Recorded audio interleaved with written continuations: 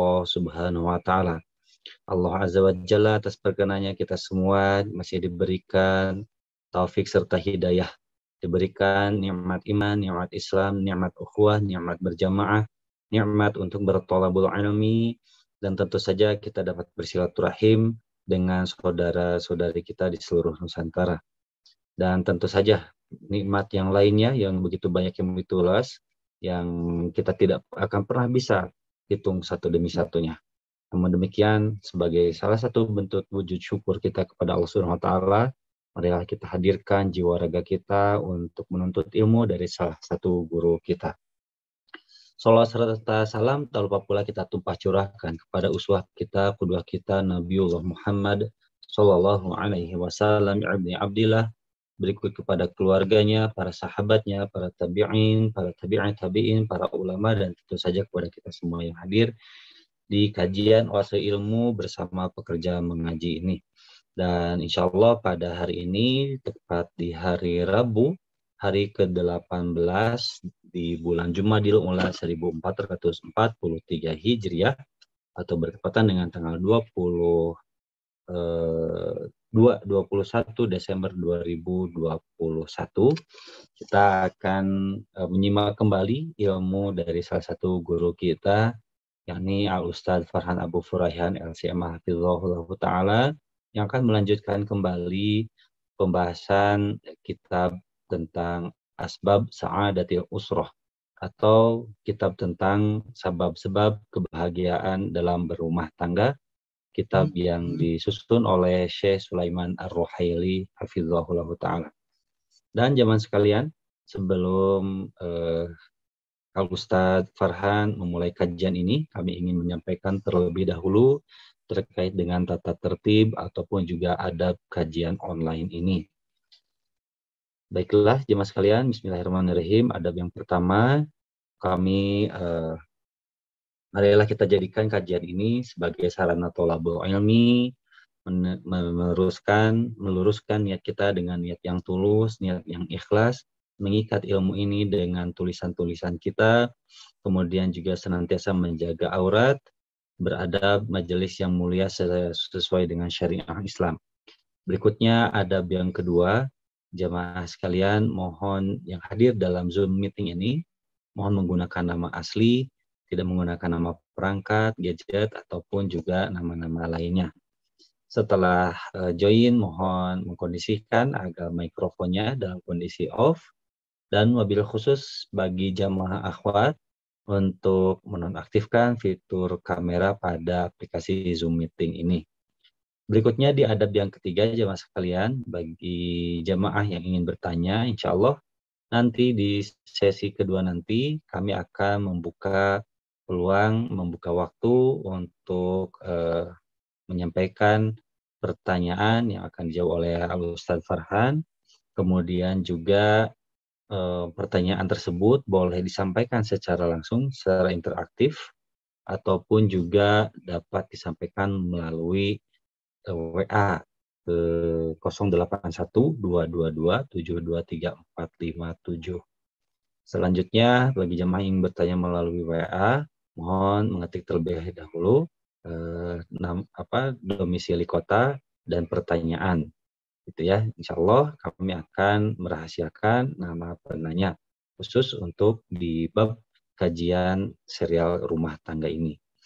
Dan bagi jemaah sekalian yang ingin menyisikan sebagian hartanya untuk digunakan mendukung keberlangsungan operasional dakwah online ini, disilahkan infaknya dapat disalurkan melalui rekening yang insya Allah akan kami sampaikan nanti di chat box kajian di Zoom meeting ini.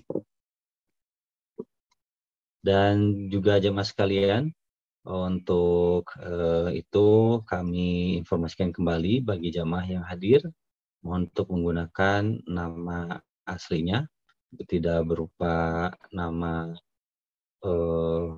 organisasi ataupun juga perangkat ya, seperti itu. Insya Allah beberapa menit ke depan Al-Ustadz Farhan Abu Furaihan di waktu Aceh pada saat ini masih menyelenggarakan atau melaksanakan ibadah sholat Isya, dan untuk itu mohon bersabar kepada jemaah sekalian untuk menunggu kehadiran beliau di kajian online ini. Demikian untuk informasi yang bisa kami sampaikan. Barakallahu fikum.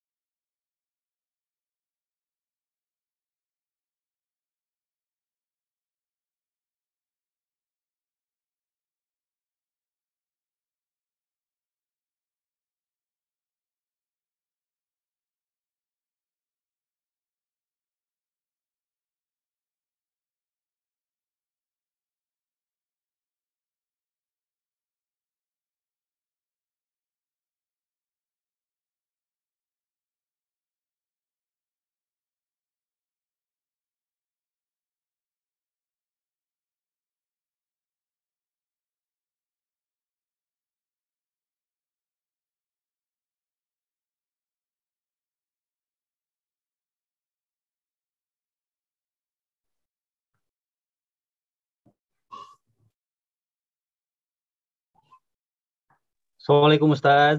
Waalaikumsalam warahmatullahi Masya wabarakatuh. Allah. Ahlan wa sahlan wa marhaban Ahlan bikum. bi. Masya Ahlan Allah. bi. Wa marhaban Sebulan ya kita Taufik. tidak jumpa ya. Betul Ustaz. Semoga Masya Allah. antum dan antunas semua dalam keadaan sehat-sehat dan Amin. Insya Allah. Allah Jalla wa'ala. Baik. Uhib. Ustaz kapan kembali dari Surabaya Ustaz? Masya Allah, tahu aja nih anak ke Surabaya. Kan ada di Instagram Oh ya, sama Ustaz Syafiq. sudah Dan yang lainnya. 1 mingguan ya. Oh Ya, minggu ya? ya 1 mingguan. Ya Senin yang lalu lah. Oh Mas- gitu. Alhamdulillah. Baik-baik. Tapi Ustaz, tadi Anda sudah menyampaikan beberapa informasi terkait kajian ini. Sekarang insya Allah tinggal giliran Ustaz. Waktu dan tempatnya kami persilakan. Tafadhol ya Ustaz, barakallahu fiik. Baik, Masya Allah. Jazakallahu khairan. Amin wa jazakallahu khairan. Kang Zai. Nama antum memang Kang Zai gitu? Zainal Abidin. Kang itu orang Sunda ya? Iya, Akang. Kang Zai. Zai. Panggilan waktu kecil. Zaina dari asal kata Zainal Abidin. Oh, bukan karena Konghucu ya? Oh bukan. Bukan ya? Iya. Baik. Barakallahu fiik. Barakallahu fiik. Bismillahirrahmanirrahim. Alhamdulillah wassalatu wassalamu ala Rasulillah wa ala alihi wa sahbihi wa sallama tasliman katsira. Amma ba'd. فأحييكم بتحية الإسلام. السلام عليكم ورحمة الله وبركاته. أهلا وسهلا ومرحبا بكم إخواني الكرام وأخواتي الكريمات yang ana cintai dan hormati rahimani Allah wa iyyakum wa baraka fikum.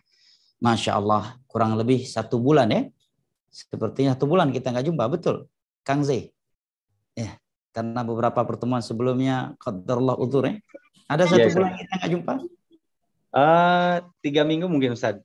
3 minggu, rasanya sudah seperti 3 tahun Bang ya. Masya Allah. Masya Allah ya. Malam ini yang paling jauh siapa nih? Tolong tunjuk tangan.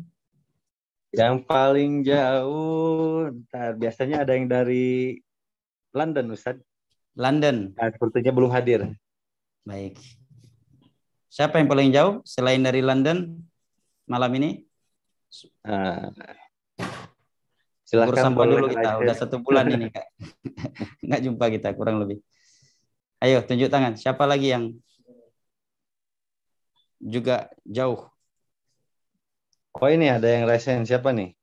Hong Kong. Saung Uhwa. Oh ini Saung Uhwa itu dari Amerika Ustaz. Amerika dan Kanada. Masya Allah. Jam berapa sekarang di sana? Coba kita.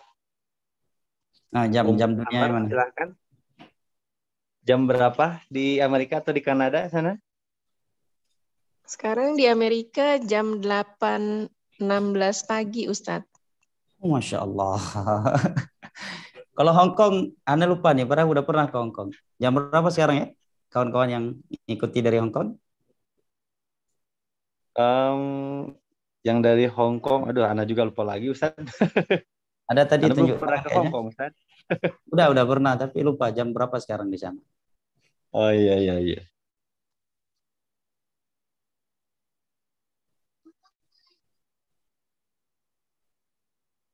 Baik ya.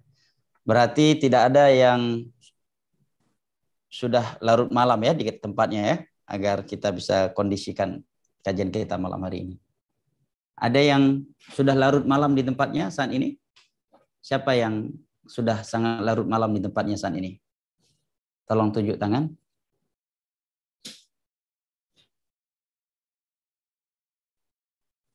Nggak apa-apa, kita malam ini tegur sapa dulu setelah sebelumnya kita libur beberapa pertemuan ya. Siapa yang Naam, barakallahu fiik. Silakan Bang atau Mas atau Pak ini. Sudah jam berapa di depan antum? Abu Dhabi menyimak masih sore Ustaz. Masih sore. Antum di mana? Di Abu Dhabi Ustaz. Abu Dhabi. Sore jam? Oh Yaman sama berarti. Dengan Ana dulu dia 4 jam ya. Lebih duluan Indonesia ya. Sore, Masya Allah. Barakallahu fiik. Bukan sedang di Burj Khalifa kan? Barakallahu fiik Abu Nabil. Allah yahfazak min kulli su'in wa makruh. Wa baraka fika aina ma kunt. wa ja'alaka mubarakan aina ma kunt. Baik. Berarti tidak ada yang sudah terlalu larut malam ya di tempatnya, maka insya Allah kajian kita seperti biasa kurang lebih 1 jam insya Allah ya. Baik, ikhwanil kiram wa akhwati al-karimat rahimani Allah wa iyyakum wa baraka fikum. Kita lanjutkan kembali kajian kitab Asbab Sa'adatil Usrah. Sebab-sebab kebahagiaan rumah tangga. Setelah sebelumnya kita mengambil beberapa sebab.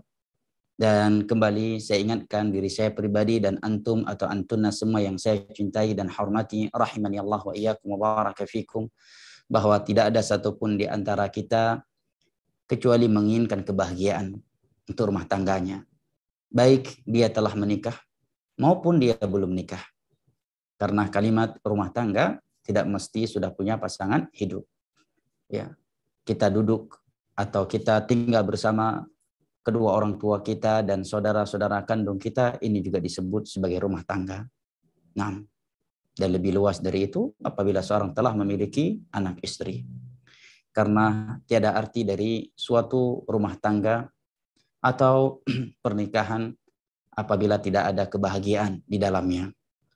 Nah, baik, berikut ini kata Syekh, wa min asbabi sa'adatil usar an takuna al-'ashratu fiha bil ma'ruf.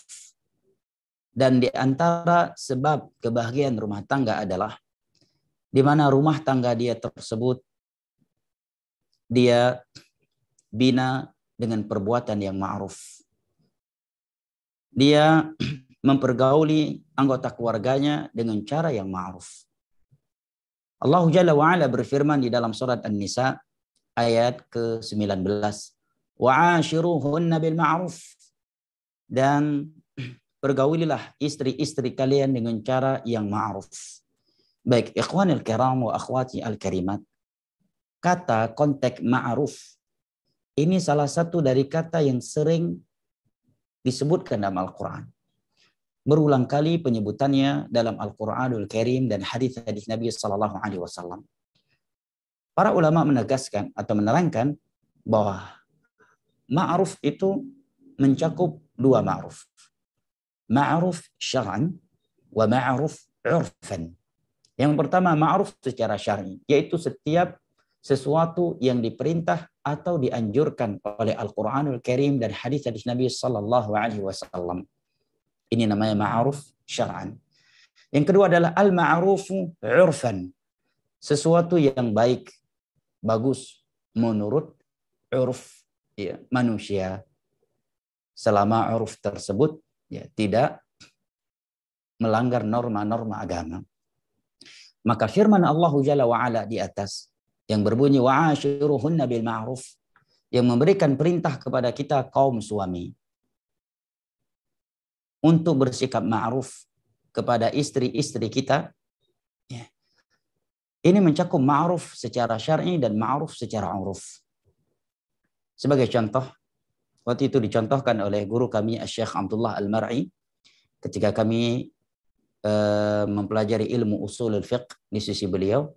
Sebagai contoh, di sebagian tempat sudah menjadi 'uruf bahwa seorang suami mendatangkan mesin cuci untuk istrinya. 'Uruf di tempat tersebut, kaum istri tidak mencuci dengan tangan mereka, tetapi dengan mesin cuci. Maka dituntut seyogyanya dia berusaha untuk bisa mendatangkan mesin cuci. Jangan dia beralasan kamu harus zuhud dan sebagainya. Kita harus zuhud, sedangkan dia mampu memberikannya. Ini masuk dalam keumuman ayat ini. Beda halnya kalau dia menikahi seorang wanita yang uruf di tempat wanita tersebut, seorang suami itu tidak harus menyediakan pembantu, tidak harus menyediakan mesin cuci untuk istrinya. Ini menerangkan kepada kita pentingnya ilmu agama. Sebagian mereka karena kurangnya ilmu agama sehingga bersikap kaku, saklek atau pelit dengan istrinya. Dengan alasan kita harus zuhud, jangan terlalu banyak meminta-minta. Padahal yang diminta oleh istrinya kepadanya sesuatu yang ma'ruf secara syar'i atau ma'ruf secara 'urf. Ada celaan orang-orang yang Bahkan sebagian mereka dan di sana menganggap alaihi sikap wasallam atau perbuatan yang kaku dan saklek serta pelit tersebut justru sebagai bentuk perealisasian terhadap ayat dan hadis yang menganjurkan kita hidup zuhud, ya, dan selalu bersyukur atau qanaah dengan pemberian Allah Jalla wa'ala yang telah ada. Ini keliru, ya. Apabila urus suatu tempat, seorang suami semestinya menyediakan mesin cuci, ya, pembantu, ya, untuk istrinya, untuk anggota keluarganya, karena dia menikahi anggota keluarga wanita yang berasal dari keluarga yang kaya, ya, dan urus tempat, ya, wanita yang seperti itu disediakan mesin cuci, disediakan pembantu rumah tangga dan hal-hal lainnya yang secara uruf tempat dan uruf tersebut tidak melampaui batas dan tidak bertentangan dengan norma-norma agama, dan dia pun mampu memberikannya, maka masuk dalam keumuman ayat ini, wa'ashiruhun nabil ma'ruf. Nah, baik dengan ucapan, perbuatan, ya, ataukah dengan memberikan fasilitas-fasilitas rumah tangga. Baik, kemudian kata Syekh, wala syakka anna al-mu'asyarata bil ma'ruf sababun min asbabi sa'adah, dan tidak diragukan bersikap ma'ruf, perbuatan yang ma'ruf merupakan sebab dari sebab kebahagiaan dalam berumah tangga. Anak dan istri pasti akan senang, bahagia dan tentram di rumah kita apabila kita mempergauli mereka dengan cara yang ma'ruf. Ma'ruf secara syar'i maupun ma'ruf secara urfi. Coba kita renungi bersama jamaah yang dimuliakan Allah. Betapa banyak ma'ruf syar'i yang kita dianjurkan melakukannya, itu seringkali kita abaikan. Apa di antaranya? Adalah senyum. Murah senyum. Ya. Terkadang kita lebih mudah senyum dan lebih murah senyum daripada dengan orang lain di luar rumah kita daripada dengan anak dan istri-istri kita. Dengan anak dan istri kita. Nah, jangan duluan cepat marah, ya. Kalimat istri-istri kita ya karena kita, ya, bukan, ya, untuk satu orang. Ya, walaupun itu hak setiap di antara kita. Istri-istri kita ya karena kita di sini kan kita ramai, ya, laki-laki. Nah, khawatir ada yang ngambek nanti. Baik, ya, ma'ruf syar'i yang kita dituntut untuk melakukannya seringkali kita abaikan. Contoh yang paling kecil, yang paling ringan, tetapi amat sering kita mengabaikannya adalah murah senyum. Pada Nabi SAW bersabda, inna tabassumaka ala wajhi akhika sadaqah. Senyumanmu di hadapan saudaramu adalah sedekah. Kita bisa bermurah senyum dengan kawan-kawan di kantor kita, kawan-kawan di majelis kajian, ya, teman-teman goes, ya, atau orang-orang yang kita jumpai di luar rumah kita. Tetapi terkadang kita tidak bisa bermurah senyum dengan anak istri kita. Apa sulitnya ketika kita video call dengan mereka, kita memberikan senyuman, kita memberikan kata-kata yang membahagiakan mereka. Ketika kita pulang ke rumah, kita memberikan senyuman, bahkan memberikan kecupan kepada istri dan anak-anak kita. Itu sesuatu yang semua kita mampu melakukannya. Nggak mesti orang kaya yang melakukannya. Nggak mesti jadi ustadz untuk melakukannya. Tidak mesti, ya, jadi ganteng dulu baru melakukannya, ya.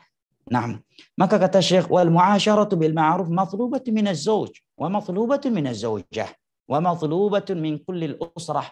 Perbuatan atau ucapan yang ma'ruf itu dituntut dari suami, tertuntut dari suami, dari istri, dan dari seluruh anggota keluarga yang ada dalam rumah tangga. Yaqulullahu azza wa jalla, Allah Jalla wa ala berfirman kepada kaum laki-laki, wa'ashiruhunna bil ma'ruf. Berbuat ma'ruflah kepada istri-istri kalian.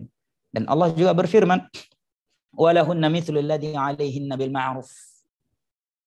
Dan wanita-wanita berhak mendapatkan perbuatan atau ucapan yang ma'ruf sebagaimana mereka wajib melakukan atau mengucapkan hal yang ma'ruf kepada suami-suami mereka. Wa hadza min asbabi sa'adatil usrah. Perbuatan atau ucapan yang ma'ruf merupakan sebab dari sebab-sebab kebahagiaan rumah tangga. Kemudian Syekh menukilkan ucapan Al-Imam Al-Qurtubi, seorang ulama tafsir, yang menjelaskan ayat Allah Jalla wa'ala di atas. Apa kata Imam Al-Qurtubi terkait firman Allah, wa'ashiruhunna bil ma'ruf, berbuat ma'ruflah kalian kepada istri-istri kalian. Kata Imam Al-Qurtubi, maknanya adalah ala ma amarallahu bihi min husnil mu'asyarah, yaitu berbuat baiklah kepada istri-istri kalian sesuai dengan perintah Allah. Wal murad bi hadzal amr fil aghlab al azwaj. Maksud dari perintah ini adalah kepada kaum laki-laki secara dominan. Walaupun kaum wanita juga dituntut untuk berbuat ma'ruf kepada suami-suami mereka dalam ayat yang lain. Nah, wadzalika tawfiyatu haqqiha minal mahri wan nafaqah. Berbuat ma'ruf kepada istri-istri kalian adalah dengan memberikan haknya seperti mahar. Karena ada sebagian orang sudah sekian tahun menikah, bahkan sudah memiliki sekian anak, mahar istrinya belum dia serahkan secara sempurna. Baik karena ketika menikah ngutang sebagian mahar atau dia berikan sempurna, tapi setelah menikah dia meminjamnya. Dan kalimat pinjam harus dikembalikan. Karena mahar itu jangankan suami, kedua orang tuanya saja tidak berhak menerimanya, tidak berhak mengambilnya. Maka suami-suami yang meminjam mahar istrinya wajib untuk mereka kembalikan. Nah, wajib mereka kembalikan. Wa nafaqah, dan memberikan nafkah kepada mereka. Yang ketiga, perbuatan ma'ruf. Contoh ma'ruf yang ketiga adalah wa an la ya'basa fi wajhiha bi ghairi dzamb. Jangan suka, ini kena semua ya kawan. Ya. Saya, antum kena semua ini ya. Inilah pentingnya kita hadiri kajian ya.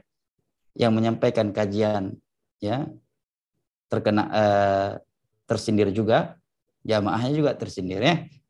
Kata beliau, jangan suka bermuka masam di hadapan istrimu tanpa dosa yang dia lakukan. Terkadang kita hanya karena istri telat mengangkat telepon kita pulang bukan hanya dengan wajah yang masam. Ya, tapi pulang sudah dengan wajah yang lebih mengerikan daripada wajah Hitler.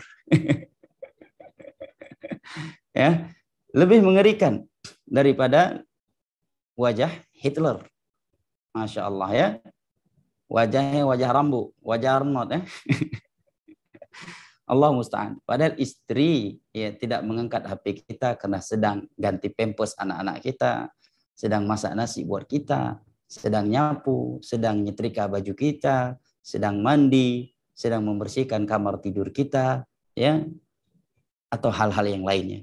Kata Syekh, kata Imam Qurtubi, makna di antara makna ma'ruf yang harus kita lakukan kepada istri-istri kita adalah wa alla ya'basa fi wajhiha bi ghairi dzanb.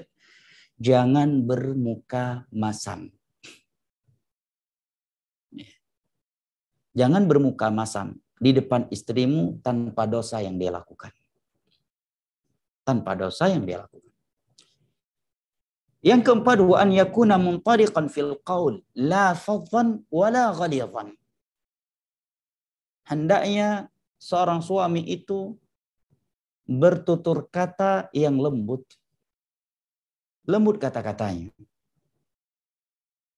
Bahkan Nabi kita SAW terkadang menggombali istrinya. Menggunakan kata-kata yang membuat istrinya senang, merasa dicintai, Kalau bahasa orang sekarang apa? Gombal, menggombali istrinya. Terkadang Aisyah radhiyallahu anha, ibunda kita, dipanggil oleh Nabi dengan panggilan ya Humairah. Humairah itu adalah wanita yang karena saking putihnya, sampai kemerahan, putih yang kemerahan. Maka Nabi SAW memanggilnya ya Humairah. Ini menerangkan kepada kita bahwa hal-hal yang seperti ini bukan sesuatu yang kita perlu ya, mempertahankan gengsi kita. Ya. Kita tidak perlu ya, malu untuk melakukannya. Karena sungguh Nabi kita SAW yang merupakan seorang Nabi, seorang Rasul, yang aktivitasnya sehari-hari jauh lebih berat daripada aktivitas kita. Ya. Beliau Nabi, Rasul, Panglima Perang, ya. Kalau safarnya untuk haji, safarnya umrah, safarnya perang, ya. Ya, tidak ada safar Nabi seperti safar kita hanya untuk hal yang sifatnya mubah, ya. Safar Nabi ada safar-safar yang melelahkan. Tugas Nabi sehari-hari seberat-berat tugas yang ada di permukaan bumi ini. Sebagai Nabi, seorang Rasul, Panglima Jihad, ya. Bersamaan itu beliau masih sempat ya, menggunakan ya, atau memperhatikan istrinya dan membahagiakan mereka dengan kata-katanya. Ya Humairah, wahai istriku yang putih, cantik jelita, yang kemerahan, ya, yang putih kemerahan. Nah, namun jangan sampai di antara kita ada yang salah menerapkan hadis ini ya. Karena Aisyah radhiyallahu anha putih kemerahan, maka boleh dipanggil ya Humairah oleh Nabi. Sedangkan mungkin dia berkata istriku hitam. Berarti aku harus memanggilnya ya Sauda. Wah, istriku yang keling hitam. Nah, ini salah kias namanya. Ini sudah mencela dan ya, mencaci maki atau melakab. Dan ini masuk ke dalam firman Allah, wala tanabazu bil alqab. Dan janganlah kalian memberikan gelar-gelar yang buruk di antara kalian. Wa an yakuna muntaliqan fil qaul. Hendaknya dia bertutur kata yang lembut, yang sopan, yang menggombal istrinya. La fadhan wala ghalidhan. Ya. Bukan dengan kata-kata yang keras, yang kaku, ya, wala mudhiran mailan li ghairiha. Nah, ini hal yang penting untuk kita perhatikan, ikhwan. Ya. Jangan ya karena merasa ya ngajinya tauhid ya, syirik, sunnah, bid'ah. Berarti dalam sunnah ini tidak ada lagi keharmonisan, keromantisan, sikap humanis dan humoris dengan anggota keluarga. Lah. Nabi kita dakwahnya siang dan malam membahas tauhid, bahas syirik, bahas sunnah, bahas bid'ah, bahas fikih halal dan haram. Para sahabatnya juga ahli tauhid, ya, orang yang tegas tentang syirik, bid'ah. Tetapi mereka bisa bersikap humanis, humoris dengan anggota keluarga mereka. Bahkan Nabi kita seorang Nabi, seorang Rasul, terkadang menggombali istrinya. Dengan panggilan ataukah dengan perbuatan beliau yang lainnya. Ya Humairah, wahai istriku yang cantik jelita, itu arti Humairah. Wanita yang putih kemerahan, saking cantiknya. Nah, oleh karena ya, di dalam agama ini kita dianjurkan untuk memanggil istri kita dengan panggilan-panggilan yang menciptakan cinta dan kasih sayang di antara kita dengan istri kita. Disebutkan di dalam Sunan Abi Daud, ketika Nabi SAW berada di rumah salah satu dari sahabatnya, terdengar oleh beliau dia memanggil istrinya dengan panggilan ukhti. Maka Nabi pun menegurnya, apakah dia saudarimu? Maka Nabi dia pun menyatakan bukan, dia istriku. Maka kata Nabi, dia adalah istrimu, bukan saudarimu. Artinya, jangan kita memanggil istri kita dengan panggilan-panggilan nasab. Tetapi panggillah dengan panggilan-panggilan yang menunjukkan dia sebagai istri yang kita cintai dan panggilan-panggilan yang menciptakan cinta dan kasih sayang serta menumbuhkan keharmonisan serta keromantisan di antara kita. Contohnya seperti panggilan Nabi tadi, ya, atau memanggil istri cintaku, ya, memanggil apa? My love, ya. Ini number istrinya ditulis di HP-nya Bunda. Emang itu Bunda ente? Ya. Bunda, Umi, ya, apa lagi biasanya? Hah? Bunda, Umi, apa lagi? Kang Zai? Hah? Umi, Bunda, apa lagi? Ya. Ini sebutan-sebutan panggilan-panggilan yang kurang tepat. Panggil istri kita atau tulis namanya di HP kita, my love, ya, qalbi, cintaku, ya, istriku tercinta dan sebagainya, dengan sebutan-sebutan atau panggilan-panggilan yang menumbuhkan cinta dan membuat kita semakin harmonis dan romantis dalam berumah tangga. Mungkin ketika kita ingin melakukannya, kita merasa agak canggung dan kaku karena sebelum mengaji kita sudah terbiasa kasar, keras dengan anggota keluarga kita. Maka ingatlah bahwa kita melakukannya karena Allah dan Rasul-Nya yang menuntut kita melakukannya. Kita melakukannya karena Allah dan Rasul-Nya menganjurkannya. Dan kita melakukannya karena itu bernilai ibadah di sisi Allah Jalla wa'ala. Maka insya Allah ta'ala kecanggungan dan kekakuan itu akan hilang dari kita. Barakallahu fikum. Ganti ya. Jangan lagi panggil istri, bunda, di mana, ya. Umi lagi di mana. Panggil istri ya dengan panggilan-panggilan yang menciptakan kasih sayang dan mewujudkan ya keromantisan dan keharmonisan dalam rumah tangga. Panggil istri, my love, aina anti, ya. Di mana kamu, ya. Atau orang Arab manggil istrinya qalbi, ya, jiwaku, hatiku. Di mana kamu, istriku tercinta, di mana kamu? Jangan pas nelpon, ya. Bunda lagi di mana, ya.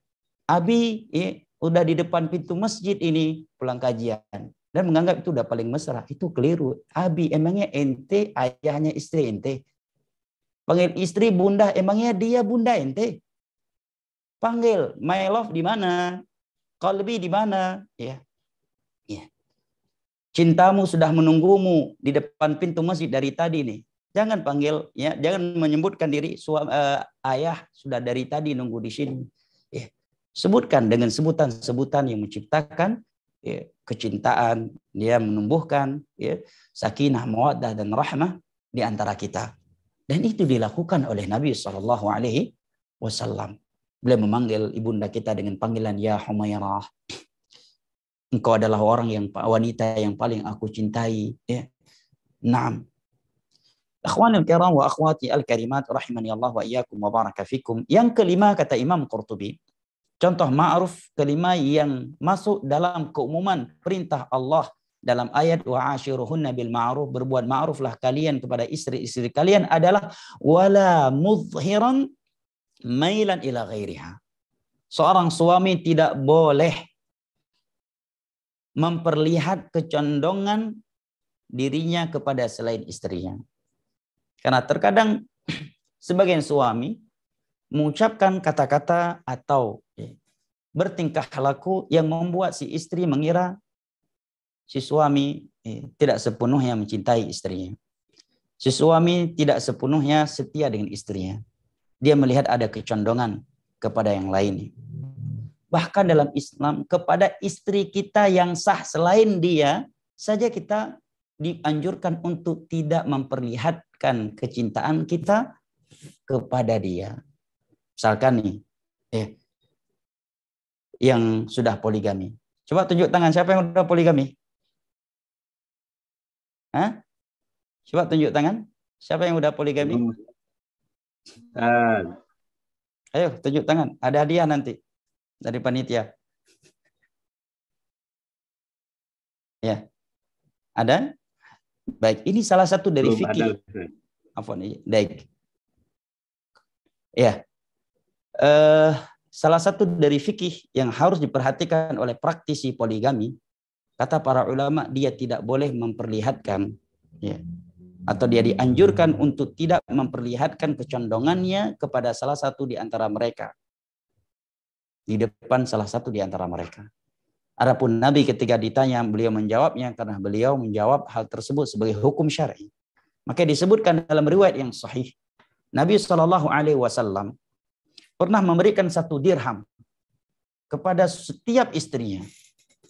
Nabi memerintahkan mereka untuk menggenggamnya dan tidak memberitahukannya kepada istri-istri beliau yang lainnya.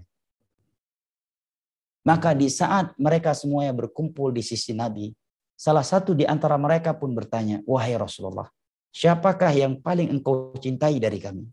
Maka Nabi pun menjawab, istri yang paling aku cintai dari kalian adalah yang ada 1 dirham dalam genggamannya.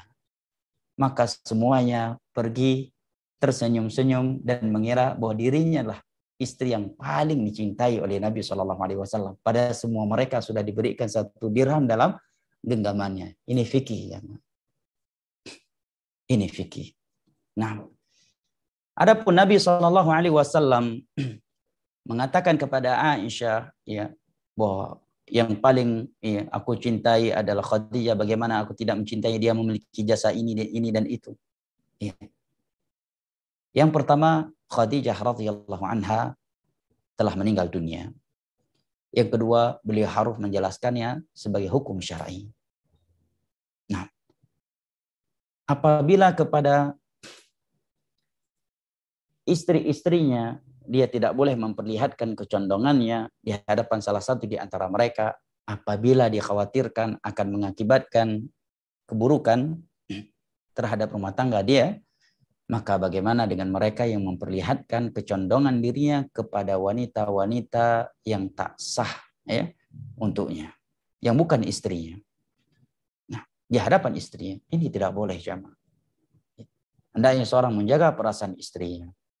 Nah, kemudian kata Syekh Sulaiman Ar-Ruhaili rahimahullahu taala di sini, ini juga teguran buat kita semua kaum suami. Kayaknya kajian malam ini memang isi kitab, ya. Bukan saya ingin membela ibu-ibu, ya. Kajian malam ini kayaknya serangannya lebih ke kita kaum laki-laki. Lebih tepat bukan serangan, ya. Nasihat-nasihat indah dan arahan dari Syekh. Kata Syekh, ba'dul azwaj wa ba'dul aba tahkum linnas fil kharij. Sebagian kaum suami atau sebagian kaum ayah, Masya Allah, kalau di luar rumah mereka mudah senyum dan tertawa dengan manusia. Idza ra'aitu kharijal usrah qulta masya Allah. Kalau engkau melihat dia di luar rumah, di luar rumah bukan di depan anak istrinya, engkau akan melihat dia, akan mengatakan masya Allah fulan. Ya, humanis, ya. Yudhikun nas alladhi haulah. Suka membuat orang di sekitarnya tertawa, ya, dan bahagia. Fa idza dakhala al-baita inqalaba asada. Tetapi begitu masuk rumah dia berubah menjadi singa, kata Syekh. La yabtasimu fi wajhi zaujah. Dia tidak senyum di depan istrinya, wala yabtasimu fi wajhi waladin, dan tidak pula tersenyum di hadapan anak-anaknya. Wa hadza laysa min al-'ishra bil ma'ruf. Ini adalah suami yang tidak melakukan hal yang ma'ruf kepada anggota keluarganya yang diperintahkan oleh Allah di dalam ayat di atas. Wa 'ashiruhunna bil ma'ruf. Berbuat ma'ruflah kepada istri-istri kalian. Maka kata Syekh mengomentari ucapan Al-Qurtubi di atas, wa an yakuna muntaliqan fil qaul, hendaknya dia bertutur kata yang lembut, ya, yang menciptakan kasih sayang, sakinah, mawaddah dan rahmat dengan anggota keluarganya. Kata Syekh, fayuhaditsu zauja, hendaknya dia, ya, memberikan waktu untuk berbicara, ya, santai dengan istrinya. Wa yuhadithul abna, berbicara santai dengan anak-anaknya. Ba'dhun nas idza kana kharija baitihi la yakuffu lisanahu 'anil hadits. Sebagian orang kalau di luar rumahnya, Masya Allah, ya, orangnya apa istilah sebagian kita, ya, kupel, ya.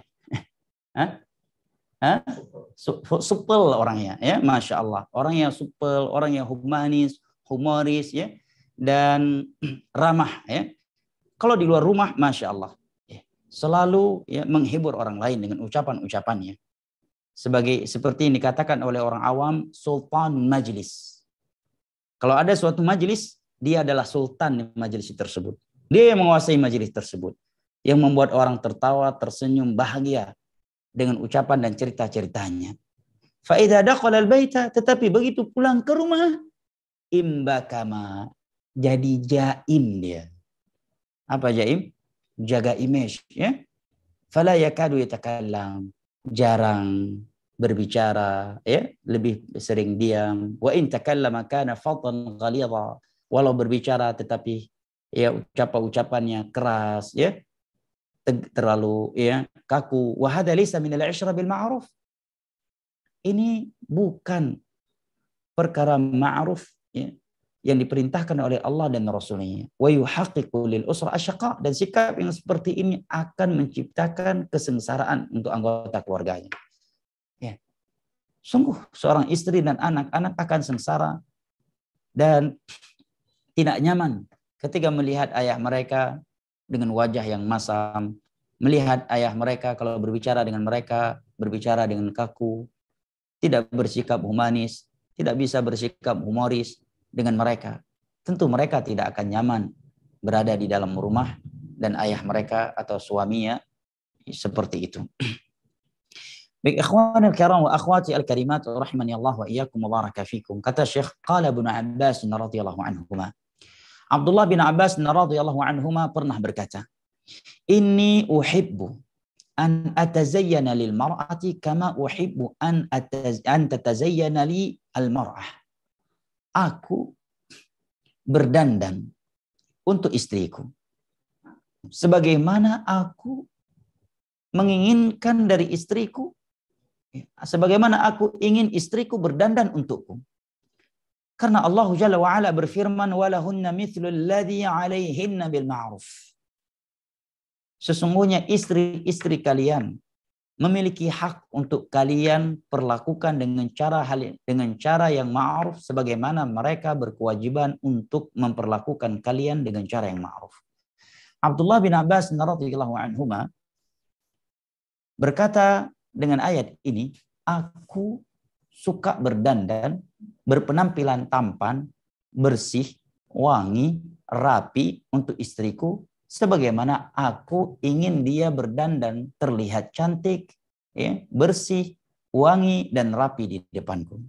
Artinya jamaah yang dimuliakan Allah, setiap perkara ma'ruf yang kita tuntut dari istri kita, dan kita sangat menginginkan istri kita melakukannya untuk kita, maka hal yang sama juga harus kita lakukan untuk istri kita.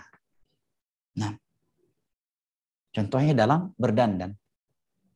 Kata Abdullah bin Abbas, sebagaimana aku menginginkan istriku berdandan untukku, agar dia terlihat cantik, bersih, seksi, ya, untukku, maka aku juga melakukan hal yang sama untuknya. Ya, jangan masya Allah ya, menuntut istrinya untuk selalu terlihat bersih, terlihat wangi, ya, terlihat rapi, terlihat seksi di depannya. Tapi dia sendiri malas sikat gigi, ya. Kalau di rumah malas mandi, ya. Baru mandi kalau mau keluar pergi kajian, baru mandi kalau keluar, ya, mau jumpai kawan-kawannya. Tapi ketika di rumah malas mandi, malas gosok gigi, ya, malas ya ganti pakaian, ya. Allahul musta'an. Ini suami-suami yang tidak tahu diri. Ini suami-suami yang tidak paham sunnah dalam menjalankan rumah tangga mereka. Sebagaimana engkau menginginkan istrimu berpenampilan seksi, berpenampilan cantik, bersih, wangi di hadapanmu, maka kamu juga harus melakukan hal yang sama untuknya. Hendaknya engkau juga berpenampilan ganteng, tampan, rapi, bersih. Jangan justru malas mandi, malas sikat gigi, ya, malas ganti pakaian, ya. Kalau keluar rumah, masya Allah, ya, maco, ya, maconya masya Allah, ya, berpenampilan maco seperti cover boy, minyak wangi yang paling mahal dipakai olehnya. Tapi begitu tidur bareng dengan istri, lah dia bau burket, ya, dia bau masam, ya, masya Allah. Tapi begitu keluar rumah ingin meeting, ya, atau rapat, ya, atau aktivitas lainnya, masya Allah, rapi, bersih, wangi. Ya. Lah, ya ikhwan, Abdullah bin Abbas nih hidup di masa dahulu loh. Ya. Beliau berkata demikian. Beliau bukan seorang yang kaya raya seperti orang-orang yang di masa sekarang. Beliau bukan hidup di zaman modern, di zaman yang air sulit. Di zaman yang notabene kaum muslimin itu miskin. Di zaman yang penuh dengan aktivitas jihad. Ya. Hidup di padang gurun, Madinah. Tetapi beliau berkata, aku suka berdandan, berpenampilan ganteng, tampan, bersih, wangi untuk istriku sebagaimana aku ingin istriku berdandan terlihat cantik, seksi, bersih, rapi, wangi untuk. Ini Abdullah bin Abbas loh, seorang ulama. Seorang ulama juga bukan orang yang kaya. Dan hidupnya pun di masa dahulu. Lebih dari 1400 tahun yang lalu. Di masa yang air tidak semudah hari ini ya. Parfum tidak semudah hari ini didapatkan ya. Subhanallah. Kemudian beliau berdalil dengan firman Allah Jalla wa Ala, "Walahunna mithlul ladzi 'alaihinna bil ma'ruf." Istri-istri kalian berhak mendapatkan perbuatan yang ma'ruf dari kalian sebagaimana mereka berkewajiban untuk memberikan hal yang ma'ruf untuk kalian. Kita ingin istri kita ya memberikan perhatian kepada kita, memberikan pelayanan yang sempurna untuk kita. Dia terlihat bersih, seksi, wangi ya. Kemudian peduli dengan kita, maka kita juga harus memberikan hal yang sama untuk mereka. Lah Ustadz, kok terlalu membela kaum wanita, kok terlalu lebay? Bukan. Ini perintah dari Allah.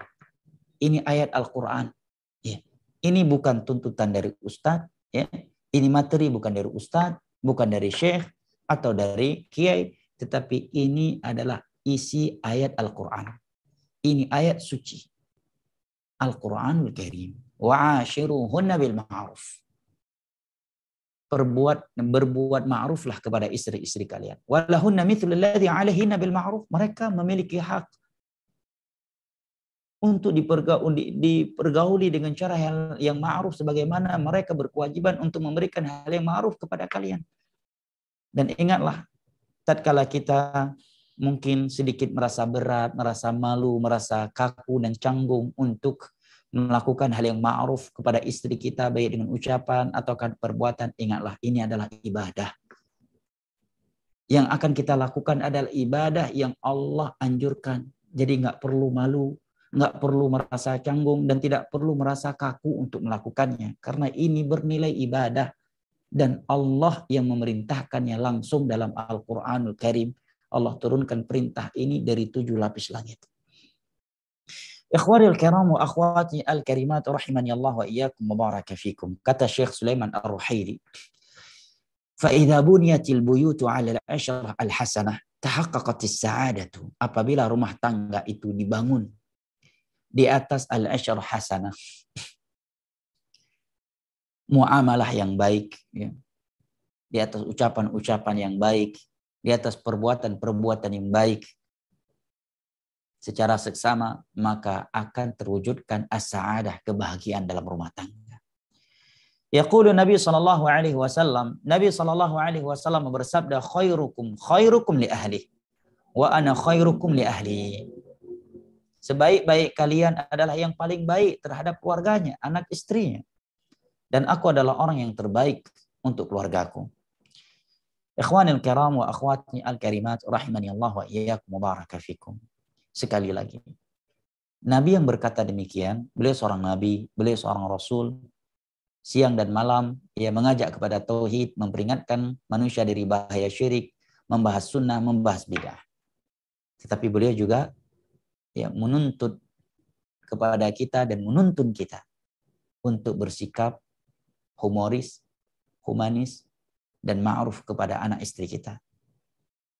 Subhanallah. Sebagian kita seakan-akan ya ahli tauhid, orang yang semangat belajar tauhid ya, semangat belajar sunnah, seakan-akan dia tidak perlu lagi untuk bersikap humoris dan humanis.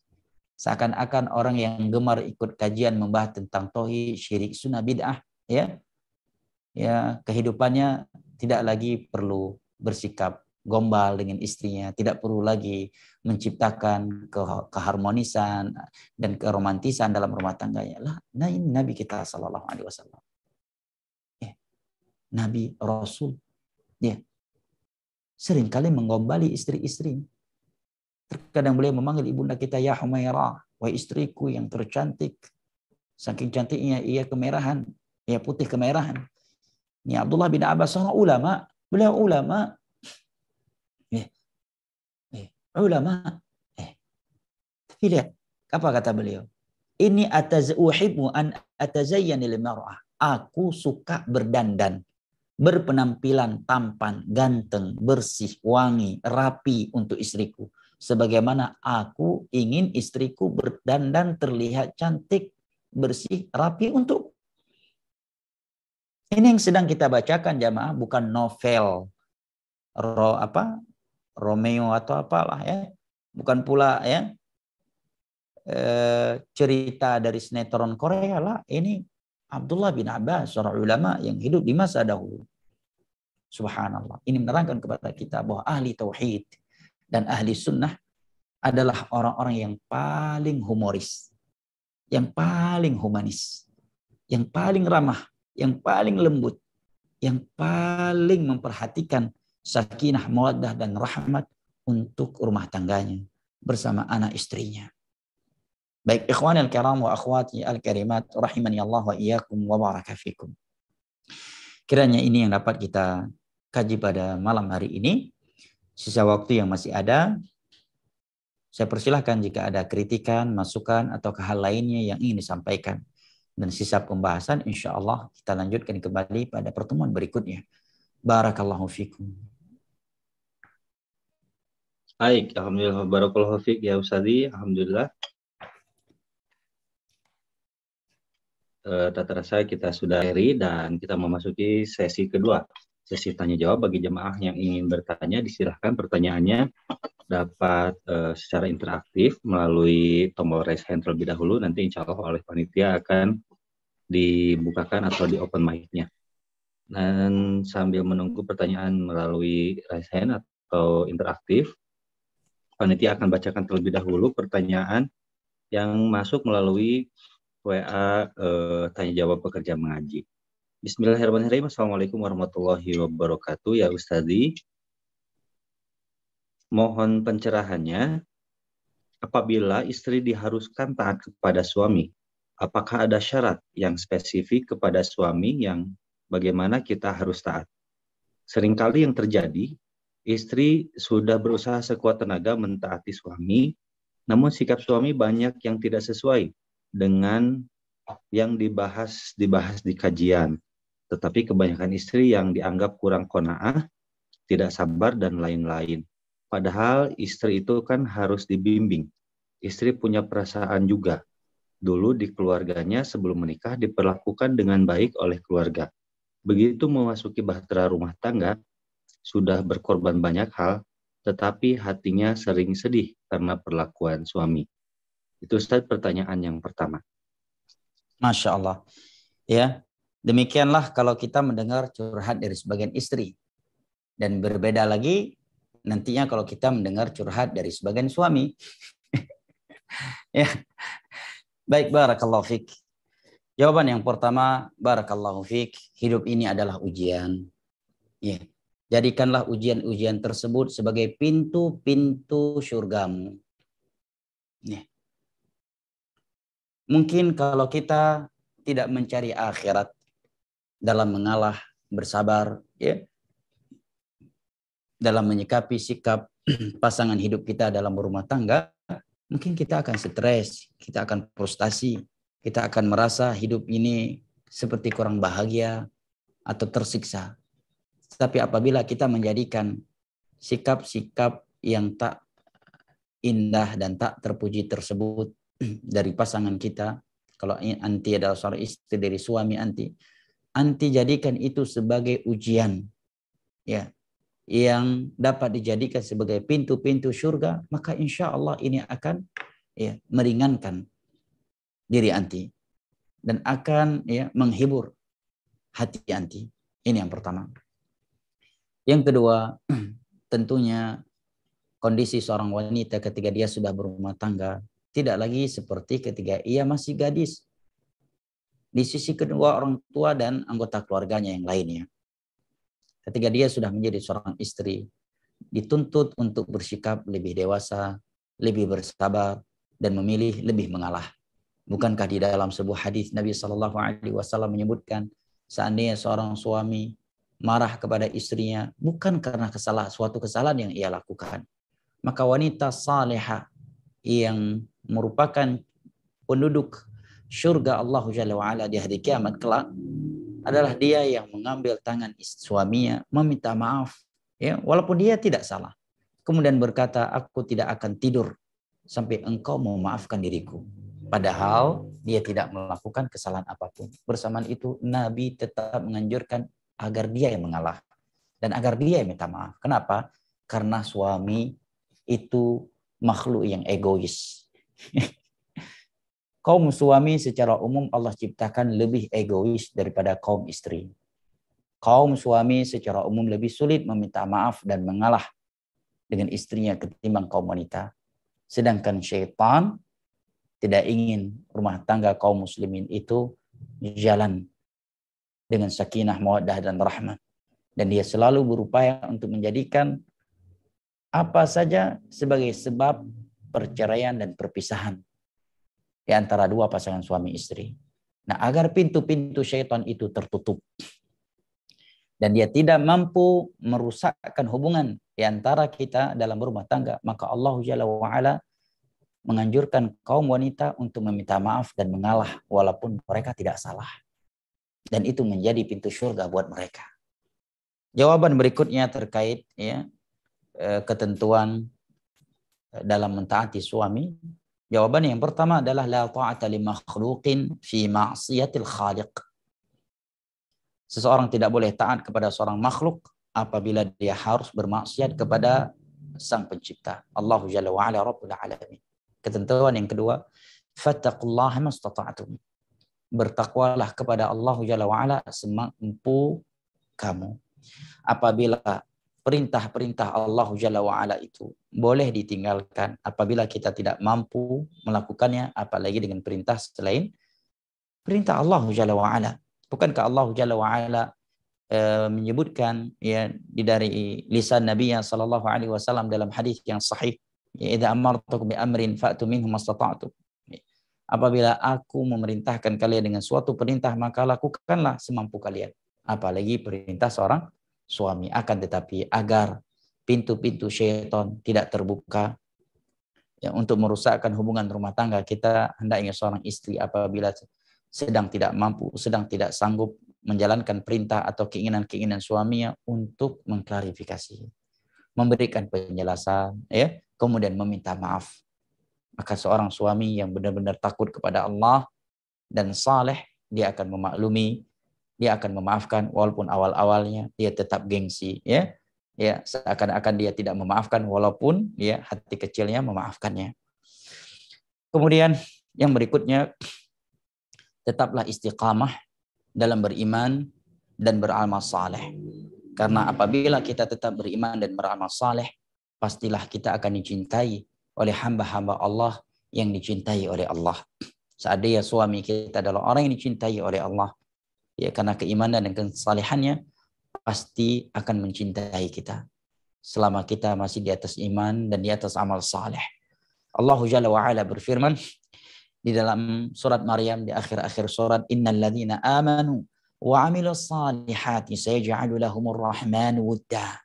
Sesungguhnya orang-orang yang beriman dan beramal saleh, Allah Jalla wa'ala akan berikan cinta untuk mereka. Makanya di awal pembahasan kitab, Syekh telah sebutkan kepada kita bahwa iman dan amal saleh adalah sebab utama kebahagiaan rumah tangga. Barakallahu fiik. Masih ada yang lain? Masih ada, Ustaz. Pertanyaan berikutnya masih ada kaitannya dengan pertanyaan yang pertama. Apakah suami juga berdosa bila di luar suami bermanis-manis, tetapi di dalam rumah sering mengernyitkan dahi? Bila berkata kata-kata yang keluar membuat anak-anak ingin menjauh darinya. Demikian Ustaz pertanyaannya. Jazakumullah khairan, barakallahu fikum. Semoga Allah selalu memberikan kesehatan kepada Ustaz dan keberkahan. Amin ya rabbal alamin. Demikian Ustaz. Ya rabbal alamin wa laki bimithlih. Barakallahu fik. Jazakillahu khaira. Dosa tidaknya suatu ucapan atau perbuatan dilihat melanggar tidaknya perbuatan tersebut dengan aturan Allah Jalla wa'ala. Kaidah umum dosa itu adalah meninggalkan perintah atau melanggar larangan. Itulah dosa. Itu definisi dosa. Meninggalkan perintah Allah tanpa uzur syar'i atau melanggar larangan-larangan Allah Jalla wa'ala. Dan tidak diragukan apabila seorang suami suka menghardik, bersikap kasar, ya, bersikap kaku dengan anggota keluarganya, itu adalah sebuah dosa karena dia telah melanggar ayat-ayat dan hadis-hadis Nabi SAW yang memerintahkan kita untuk bersikap lemah lembut dengan manusia secara umum dan kepada anggota keluarga kita secara khusus, dan melarang kita untuk bersikap kasar dan kaku dengan manusia secara umum dan kepada anggota keluarga kita secara khusus. Ayat dan hadis dalam hal itu walillahil hamd telah kita lewati berulang kali. Barakallahu fikum. Maka sikap seorang istri dan anak-anaknya kepada suami yang seperti ini, yang pertama hendaknya bersabar. Hendaknya bersabar. Ya, ayat dan hadis yang menerangkan kepada kita keutamaan sabar, saya kira sesuatu yang sudah dimaklumi, dan sabar selalu mendatangkan keindahan untuk dunia dan akhirat kita. Ini yang pertama. Yang kedua, hendaknya melakukan muhasabah diri. Bisa jadi karena ada suatu dosa yang dilakukan oleh seorang istri sehingga Allah merubah perilaku suaminya.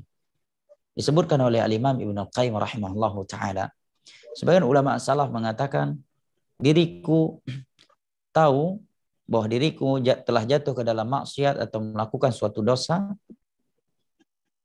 dengan perilaku dan budi pekerti anggota keluargaku yang sudah berubah.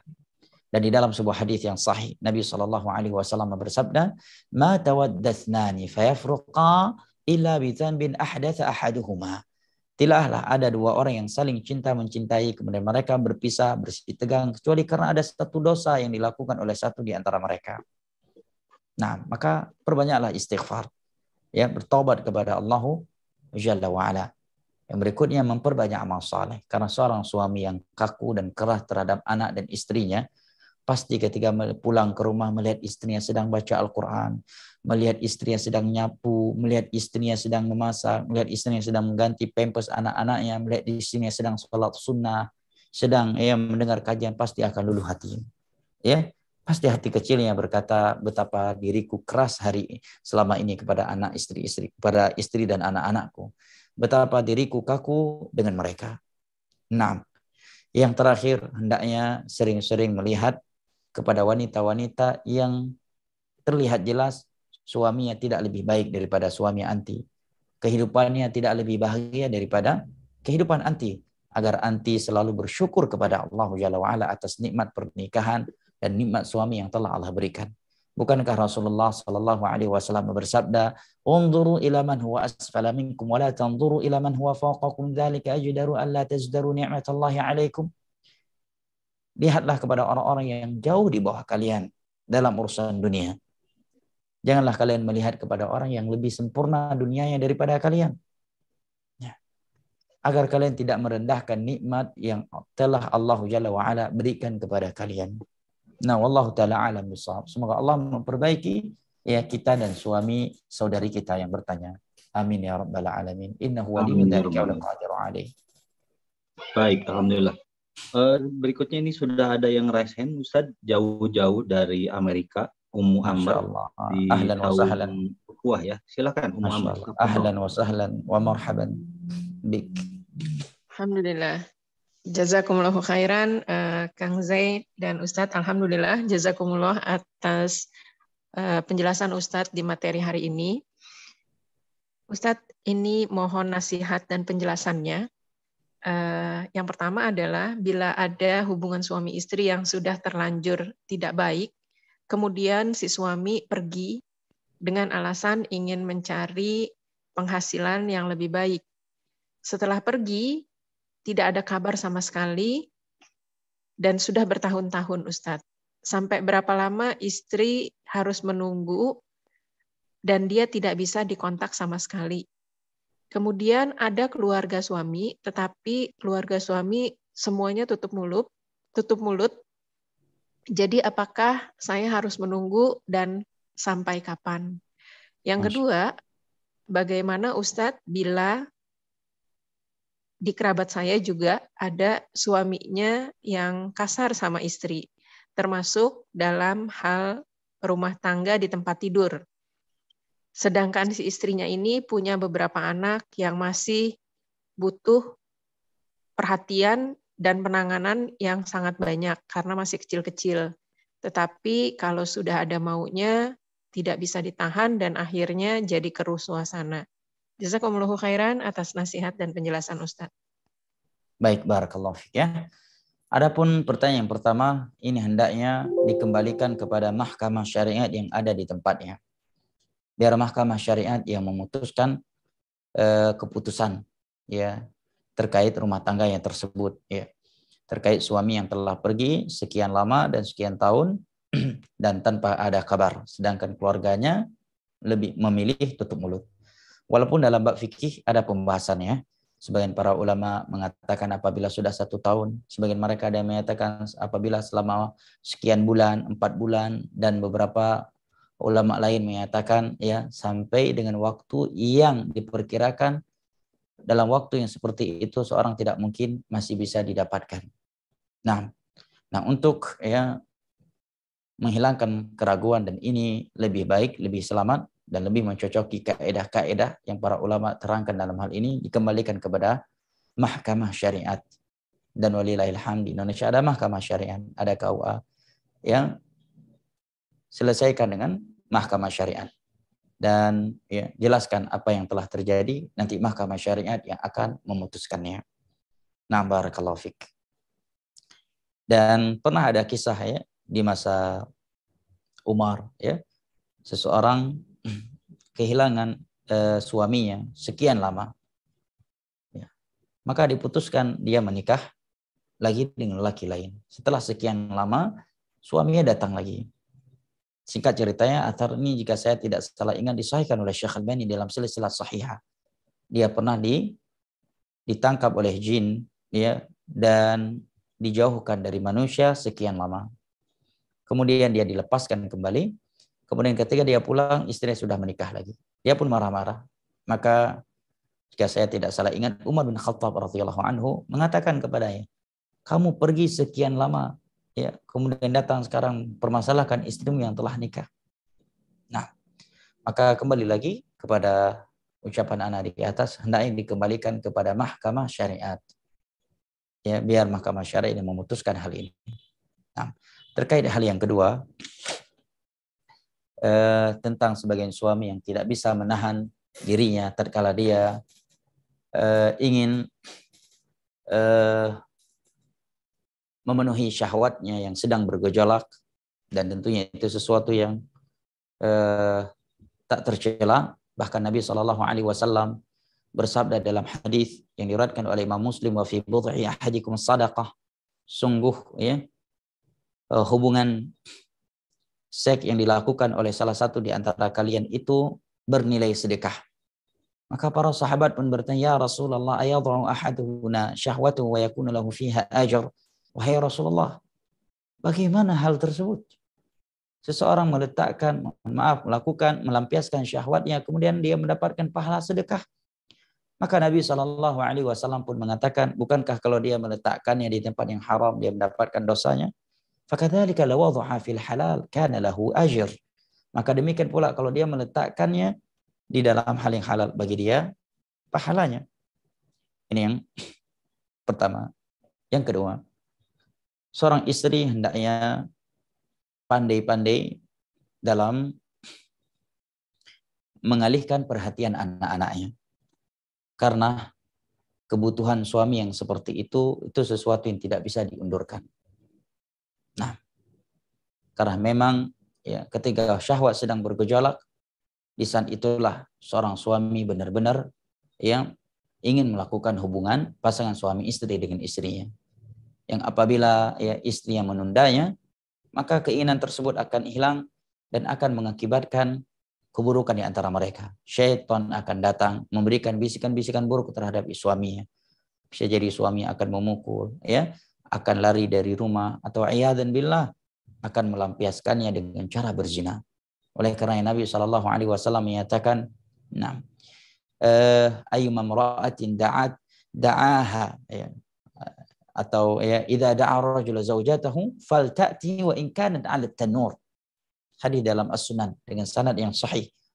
Apabila seorang suami memanggil istrinya ila firashihi, ke tempat tidur untuk melakukan hubungan intim, maka hendaknya si istri langsung datang memenuhi keinginan suaminya yang ingin melakukan hubungan ya pasangan suami istri dengannya, walaupun dia sedang di depan tanur. Tanur itu kompor tradisional orang Arab. Ya, mereka membuatnya berbentuk sumur, kemudian di dalamnya ada api, kemudian mereka menempelkan ya tepung yang telah dibentukkan dengan suatu bentuk di dinding-dinding di dalam sumur tersebut, kemudian ya menjadi roti. Tentunya tanur, kompor tradisional Arab yang seperti ini apabila ditinggalkan akan mengakibatkan apa? Roti kehangusan. Ya, roti bakal hangus, api bakal mati ya, dan mengakibatkan mereka ya nggak bisa makan atau telat makan. Bersamaan itu Nabi katakan segera dia penuhi panggilan suami yang sedang menginginkan dia untuk melakukan hubungan intim. Kenapa? Karena itu perkara yang sangat fatal apabila seorang suami tidak langsung memenuhinya. Bahkan tak jarang kita mendengar berita seorang suami dibunuh oleh seorang istri, dibunuh oleh suaminya hanya gara-gara tidak memenuhi panggilan suaminya ya ke tempat tidurnya. Ada yang sebagiannya jatuh na'udzubillah ya kepada seks yang menyimpang ya, ke homo, ada yang jatuh ke dalam zina ya, ada yang bercerai hanya gara-gara masalah itu. Karena itu memang perkara yang cukup fatal, yang cukup sensitif. Oleh karenanya ya dalam agama ini ya, wanita yang sedang masak saja disuruh tinggalkan masakannya, suruh tinggalkan kompornya, dapurnya ya, apabila suaminya memanggil dia ke tempat tidurnya. Nah, apabila dia melihat ada anak-anak, hendaknya dia ya pandai-pandai mengalihkan perhatian anak-anaknya. Nah, karena memang hal yang seperti itu sesuatu yang tidak mungkin ditunda ya, dan bisa mengakibatkan keburukan yang berkepanjangan dan membuka pintu untuk syaitan merusakkan hubungan di antara mereka. Ini untuk istri. Adapun untuk kaum suami tentunya nasihatnya lain lagi. Seorang suami hendaknya bersikap bijak, bersikap hikmah, bersikap penyayang terhadap istri dan anak-anaknya. Jika dia melihat kondisi istrinya, kalau dia panggil, istrinya akan memenuhi panggilannya, tetapi akan membuat istrinya ya dilema, membuat istrinya ya berat ya, dan membuat anak-anaknya terbengkalai. Hendaknya dia bersabar ya dan tidak memaksanya, kemudian mengharapkan pahala di sisi Allah Jalla wa Ala atas kesabaran dan sikapnya yang hikmah tersebut. Wallahu taala alam bisawwal ilmu indallah. Nah. Baik. Kemudian ada pertanyaan lagi Ustadz. Bismillahirrahmanirrahim. Assalamualaikum warahmatullahi wabarakatuh. Dari seorang akhwat pertanyaannya, bagaimana hukumnya jika seorang wanita yang sudah ditalak secara agama namun belum mengurus surat-surat perceraian ke pengadilan agama dikarenakan sang mantan suami berada di luar negeri namun ingin menikah lagi? Demikian Ustaz pertanyaannya. Baik, ya. Nasihat secara formalitas hendaknya dikembalikan ke mahkamah agar lebih terbimbing dan lebih teratur penyelesaiannya ya. Adapun dari sisi jawaban ya fikih, maka jelas dalam fikih Islam apabila talak satu telah terjatuh, kemudian selama 3 kali haid wanita tersebut dan telah suci, belum ada rujuk, maka dia telah terpisahkan dengan suaminya. Dia sudah boleh nikah lagi. Nah, ya. Atau talak 2. Nah, apalagi sudah talak 3, maka terhitung dan teranggap sebagai talak 3. Walaupun secara administrasi negara mereka masih dikatakan sebagai pasangan suami istri. Nah, dan apabila masa iddahnya telah habis, maka dia sudah boleh menikah lagi dengan ya lelaki lain. Tetapi dari sisi nasihat, kami nasihatkan untuk diselesaikan secara tuntas dari sisi ADM, administrasi negara. Nah, diselesaikan di mahkamah terlebih dahulu agar tidak terjadi keganjalan nantinya terhadap rumah tangga barunya. Barakallahu fiik. Yasarallahu umurak, fatallahu alaik. Baik. Insya Allah ini pertanyaan terakhir yang masuk ke WA Pekerja Mengaji. Selanjutnya pertanyaan dari seorang akhwat di Wonogiri. Assalamualaikum warahmatullahi wabarakatuh ya Ustadi. Waalaikumsalam warahmatullahi wabarakatuh. Ana mengagumi seorang ikhwan. Ana tahu ya karena ikhwan tersebut biasa sholat ke masjid dan azan. Saat Ana tanya, memang ia mengaku bermanhaj salaf. Tetapi ia tetap mengikuti pendapat bahwa musik itu tidak mutlak haram. Jadi ia Putus. tetap menganggap Tetapi, terputus Ustaz? nah, di kalimat tetapi tadi. Oh iya. Tetapi ia tetap mengikuti pendapat bahwa musik itu tidak mutlak haram. Jadi ia tetap menganggap musik boleh-boleh saja dengan beberapa syarat.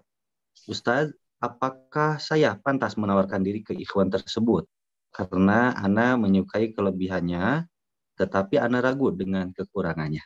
Demikian Ustaz pertanyaannya. Baik, dilihat ya, dirinci. Apabila ucapannya yang pertama ini menunjukkan dia belum paham manhajus salaf dengan sempurna ya. Karena kalau dia benar-benar berada di atas manhajus salaf, dia nggak akan ya bimbang dan tidak akan bersikap seperti itu dalam menilai hukum musik. Karena hukum musik sesuatu yang sudah jelas ya menurut kesepakatan para ulama tentang keharamannya. Ayat dalam hal itu jelas, wa minan nas dan seterusnya.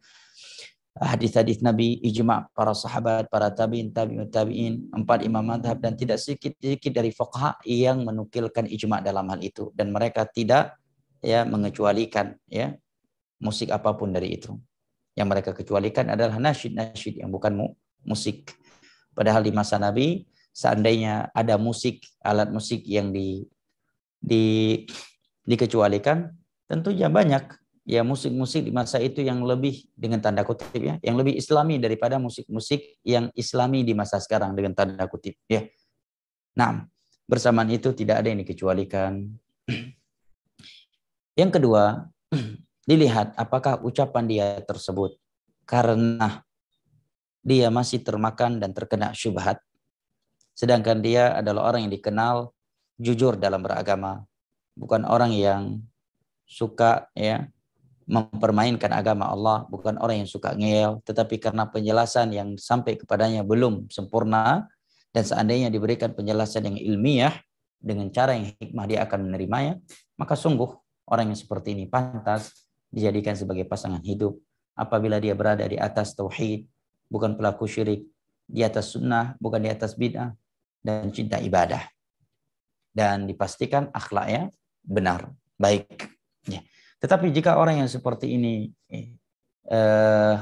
ucapannya itu dikarenakan kengeyelannya, ngeyel ya, suka ya mempleset-plesetkan ayat dan hadis, dan orang yang memang ngeyel, maka tidak saya nasihati. Kenapa? Karena kalau dengan ayat dan hadis serta ijma' para sahabat, para tabi'in, tabi'ut tabi'in, dan 4 imam madhab dia masih ngeyel, apalagi dengan anti ya.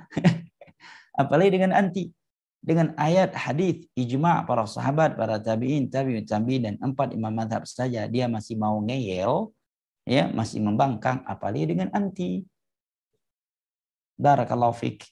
Dan seandainya anti meninggalkannya karena ingin mendapatkan yang lebih bertakwa kepada Allah, insya Allah Allah akan memberikannya.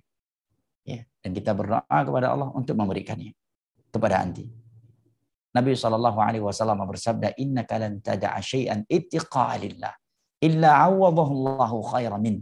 Tidaklah engkau meninggalkan sesuatu demi mewujudkan takwamu kepada Allah, melainkan Allah akan menggantikannya dengan sesuatu yang lebih baik.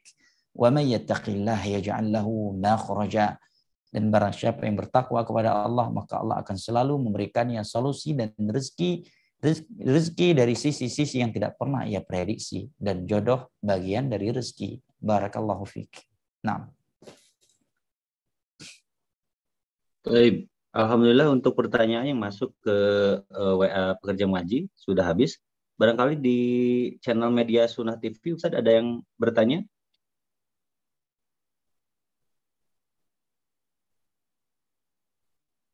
Ada? Tidak ada? Akhuna Imam?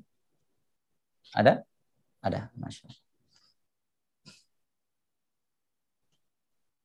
Tafadhol, jika ada Ustaz.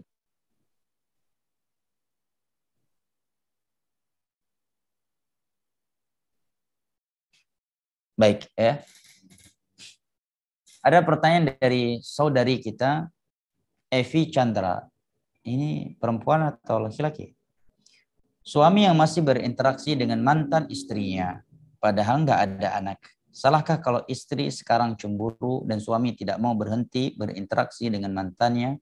Dan salahkah kalau istri minta cerai karena nggak kuat? Jawabannya tidak salah. Itu hak dia.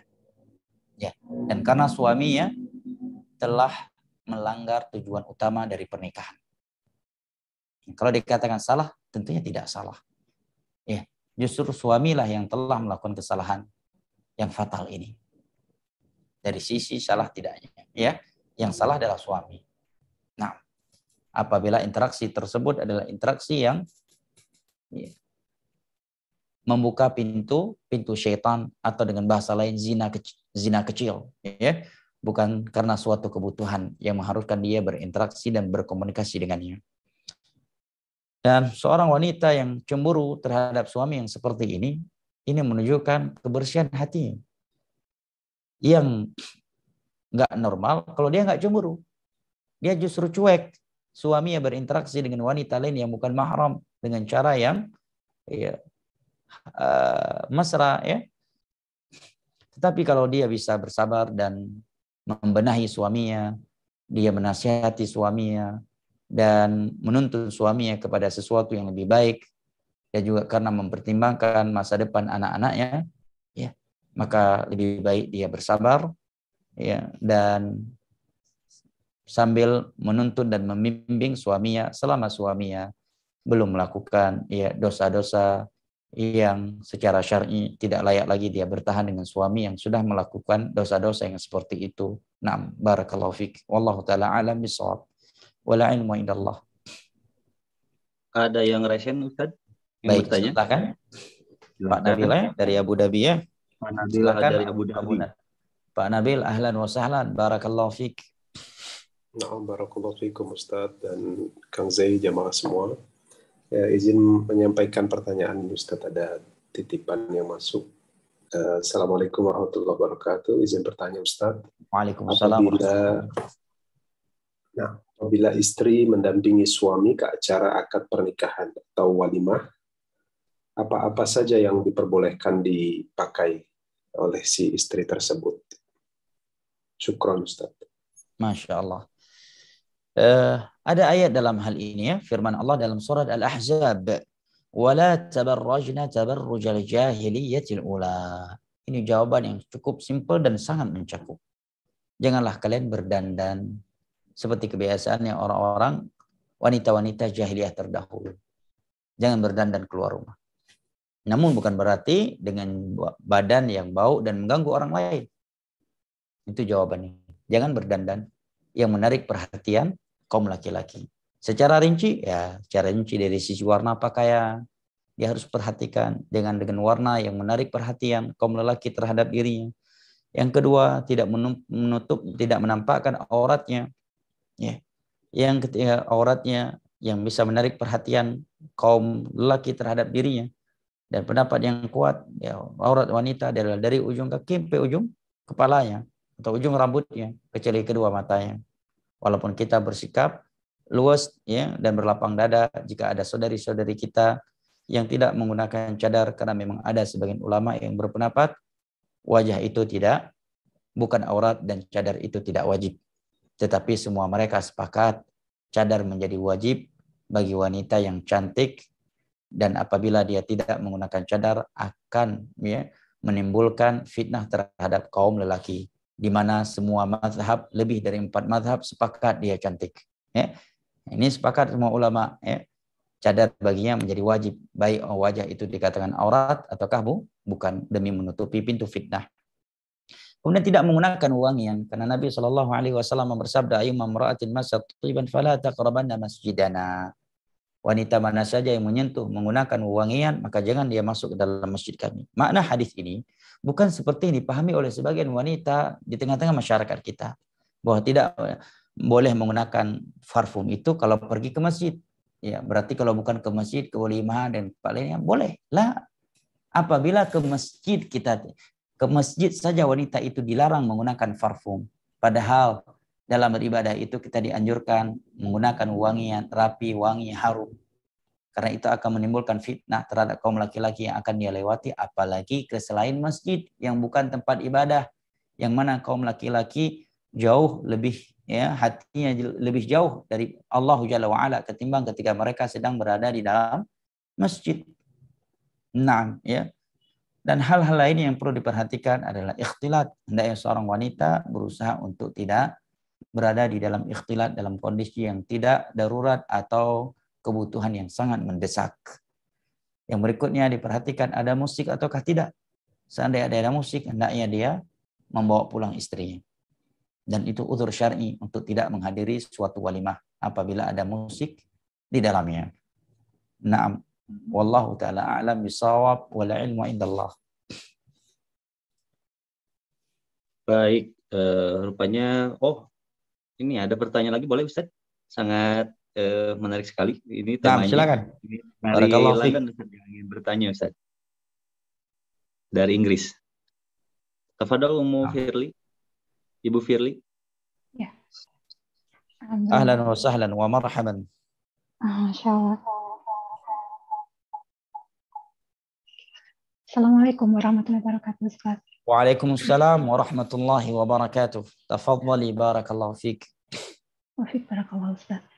Masyaallah, Ustaz mohon izin bertanya, bagaimana sesungguhnya kedudukan atau hak atau keutamaan seorang ibu sambung misalnya? Karena dalam syariat selalu disebutkan istri bapakmu atau suami ibumu gitu. Sementara kadang-kadang kondisinya keluarga yang demikian masing-masing mempunyai keturunan gitu ya, atau mungkin istri ibu sambung ini mengurusi anak-anak suaminya atau sebaliknya. Nah, tentu ada banyak pahala, ada kebaikan di sana. Tapi tampaknya seperti sangat tegas sekali bahwa memang mereka kedudukannya berbeda dengan ibumu sendiri, dengan ayahmu sendiri. Tapi sesungguhnya sejauh apa sih sebenarnya keutamaan mereka, apakah hak mereka? Kadang tidak jarang dijumpai ayah sambung atau ibu sambung yang mengurus yang bukan keturunannya sejak kecil, begitu. Artinya sejak bayi merah mereka sudah mengurus. Tentu mereka mempunyai hak, mempunyai keutamaan, mempunyai kebaikan di sana. Bagaimana syariat memandang hal yang demikian, Ustaz? Jazakallah khairan katsiran. Semoga ilmu yang Ustaz berikan kepada kami semua menjadi amal jariah Ustaz, dan Ustaz selalu sehat dalam karunia dan lindungan Allah Subhanahu wa taala. Amin, amin, amin ya rabbal alamin. Amin ya rabbal alamin walaki bimitslih. Baik, barakallahu fik. Tentunya sebaik apapun seorang ayah sambung atau ibu sambung dan sebanyak apapun kebaikan yang telah ia berikan kepada anak asuhnya, tetap kebaikan ia tersebut tidak bisa mengalahkan, bahkan tidak bisa menyaingi kebaikan seorang ayah atau ibu kandung, walaupun semenjak mereka melahirkan dia dibuang. Kenapa? Karena perjuangan seorang ibu dengan mengandung bayinya selama 9 bulan lamanya, kemudian menyusuinya, atau di saat ia melahirkan, mengeluarkan bayinya tersebut dari perutnya, itu sesuatu yang tidak pernah bisa dibayar oleh seorang anak, walaupun dia telah memberikan dunia beserta isinya kepada ayah atau ibunya. Oleh karenanya, ketika seseorang telah tawaf dengan menggendong ibunya di atas punggungnya, dia bertanya kepada Abdullah bin Umar. Karena dia dari Irak nih, dalam riwayat ini dari Yaman. Dia memapah ibunya dengan punggungnya. Ibunya tawaf di atas punggungnya. Dia memapahkan ibunya untuk sa'i antara Safa dan Marwah di atas punggungnya. Kemudian dia berkata kepada Abdullah bin Umar, apakah dengan ini aku telah membalas kebaikannya? Maka Abdullah bin Umar menyatakan, jangankan kebaikannya yang begitu banyak. Satu nafas yang ia hembus ketika mengeluarkan engkau dari rahim atau dari perutnya, itu belum terbayar dengan apa yang telah kamu perbuat untuknya. Nah, namun bukan berarti ayah sambung atau ibu sambung menjadi putus asa dan tidak mendapatkan kebaikan atau pahala dari sisi Allah, tentunya tidak. Karena jangankan merawat ya, anak yang muslim ya. Kita tahu hadis riwayat Al-Imam Al-Bukhari dari Abu Hurairah radhiyallahu anhu. Nabi menyebutkan ada seorang wanita pelacur, bukan sekedar pernah berbuat zina, dia pelacur. Allah maafkan dosa melacurnya dan Allah ampuni dosa-dosa zinanya, kemudian Allah masukkan dia ke dalam surga disebabkan dia menyelamatkan seekor makhluk yang najis, yang hina, yang rendah, yaitu seekor anjing dari kematian yang sedang kehausan. Dia langsung membuka sepatunya, kemudian mengambil air dari suatu sumur dengan sepatunya tersebut dan meminumkan air tersebut kepada anjing yang hampir mati kehausan tersebut. Apabila ini balasan Allah kepada seorang wanita pelacur yang memberikan minum kepada seekor anjing yang hampir mati kehausan, lalu bagaimana dengan mereka yang menjadi sebab selamatnya anak kaum muslimin dari kematian dikarenakan kelaparan, kehausan, atau yang dibuang oleh orang tuanya. Yang kedua, dia akan mendapatkan pahala jariah. Seandainya anak yang dia didik tersebut, yang dia asuh, yang dia rawat semenjak kecil tersebut, sholat disebabkan dia yang telah mengajari sholat. Mereka beriman karena dia yang mendidik mereka untuk beriman. Mereka beramal saleh karena dia yang mendidik mereka untuk beramal saleh. Dia akan mendapatkan pahala jariah dan tidak akan pernah putus sampai hari kiamat terjadi walaupun dia sudah mati. Karena Nabi SAW bersabda, "Man da'a ila huda kana lahu ajruha wa ajru man tabi'ahu min ghairi an yanqusa min ujurihim syai'a." Barang siapa yang menyeru, mengajarkan suatu petunjuk, suatu hidayah, maka dia mendapatkan pahala dakwah dan pahala orang-orang yang melakukannya dengan tanpa mengurangi pahala mereka sedikit pun. Anak tersebut hafal Al-Fatihah karena dia, bisa sholat karena dia, ya, tahu ya amal soleh ini dan itu karena dia. Maka setiap dia melakukan ibadah-ibadah tersebut mengalir kepadanya karena dia yang menjadi sebabnya, tanpa mengurangi pahala anak tersebut. Nah, apalagi yang dia asuh tersebut anak yatim. Yang Nabi katakan, ana wa kafilil yatimi fil jannati hakadha. Aku dengan orang yang mengasuh anak yatim di dalam surga dekatnya seperti ini. Nah, barakallahu fiik. Allah yahfazak. Cukup? Masya Allah. Baik. 9:30 ya. Anak izin ya karena besok subuh anak safari dakwah 8 jam atau 9 jam perjalanan. 6 ya Ustaz. Dari kota Banda Aceh. Baik. Dan nyetir. Masya Allah. Kiri. Masya Allah. Iya, ya. Ya, baik. Terima kasih Ustaz untuk atas kesabarannya membahas satu persatu pertanyaan-pertanyaan yang masuk. Dan Masya Allah, semoga Allah SWT senantiasa memberikan kesehatan kepada Ustaz, memberikan kemudahan, kelancaran, keselamatan dalam menunaikan amanah dakwah ini. Barakallahu fiik Ustaz. Mungkin ada kata penutup dari Ustaz, tafadhol. Baik ya. Kata penutup dari ana adalah mengingatkan diri ana sendiri dan antum atau antunna semua yang ana cintai karena Allah, rahimani Allah wa iyyakum wa baraka fikum, dengan hadis Nabi sallallahu alaihi wasallam, "Aktsiru dzikral hajimil ladzat, ya'nil maut." Perbanyaklah oleh kalian mengingat kematian, pemutus segala kelezatan. Karena dengan kita banyak mengingat kematian, kita akan semangat beribadah kepada Allah Jalla wa'ala. Musibah-musibah yang terlihat atau terasa besar, berat akan terasa ringan dan mudah kita terima. Dan dengan kita sering mengingat kematian, kita akan segera bertobat dan akan selalu terhibur. Walaupun kita diuji dengan ujian yang bertubi-tubi oleh Allah Jalla wa'ala. Barakallahu fikum, uhibbukum fillah, wa sallallahu ala nabiyyina Muhammad wa ala alihi wa sahbihi wa sallam, wa akhiru da'wana anil hamdulillahi rabbil alamin. Wassalamualaikum warahmatullahi wabarakatuh. Waalaikumsalam warahmatullahi wabarakatuh. Syukran jazakumullahu khairan pada Ustazuna Farhan Abu Furaihan LCM hafizahullah ta'ala yang sudah membahas kembali di kitab Asbab Sa'adatil Usrah ini. Dan insya Allah kita hadir kembali 2 pekan ke depan bersama Ustadz Farhan Raihan di pertemuan ke-7 yang membahas tentang kitab sebab-sebab kebahagiaan rumah tangga. Demikian jemaah sekalian yang bisa kami haturkan. Mohon maaf atas segala kekhilafan apabila ada yang kurang berkenan, baik dari sudut pertama maupun juga perbuatan atau juga dari pelayanan. Semoga Allah SWT senantiasa memelihara hati kita, memelihara serta memberikan taufik serta hidayah kepada kita